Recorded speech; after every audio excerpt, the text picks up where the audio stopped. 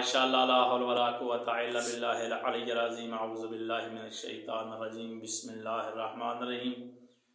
ہمارے ناظرین دیکھنے والے، آج ہم ایک اچھا اور مجرف وظیفہ لے کر آئے ہیں۔ سب سے پہلے گزارش ہے کہ ہمارے اس چینل کو سبسکرائب کریں اور ہماری نئی آنے والی ویڈیو جو ہے وہ دیکھیں اور اس سے مستفید ہوں۔ جو آج وظیفہ بتانے جا رہا ہوں وہ بہت ہی نہایت اور مجرب وظیفہ ہے۔ بسم اللہ الرحمن الرحیم۔ یا غنیو یا وہابو یا رزاقو، یہ پڑھنا ہے اور پھر سورۃ کوثر کی 11 دفعہ آپ نے تلاوت کرنی ہے۔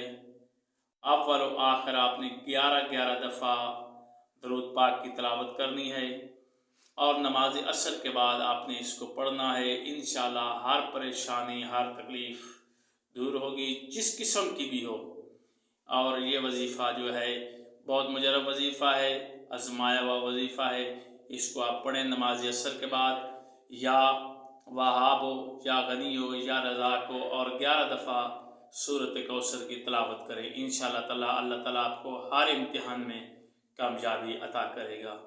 اللہ تعالیٰ ہمارا اور آپ کا حامی و ناصر ہو۔ تب تک خدا حافظ۔